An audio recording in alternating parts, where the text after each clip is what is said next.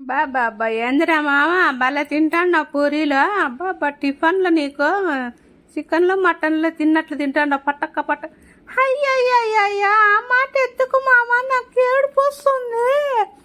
ఇంత mutton chicken తిని ఎన్నాళ్ళు అయిందిరా మామ. ఇంతకు ముందైతే ఫుల్ నాన్ వెజే బాబా ముక్కలు లేనిదే ముద్ద దిగేది కాదు. ఇప్పుడేమో ఇక్కడికి వచ్చినాక అయ్యయ్యో ఈ ఎండిపోయిన పూరీలు బిస్కెట్లు అన్నీ వేస్తున్నారా మామ. నాకు యాదో ఒకటిరా కాలే కడుపుకు మాడే గింజని చిన్నారా ఇల్లు బాబా.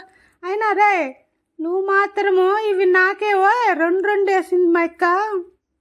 ఈ రెండు పూరీలు నేనే వేసుకొని తినాలప్ప. ఎవడన్నా వచ్చినాడా ఈ కథ చెప్తానప్ప నేను.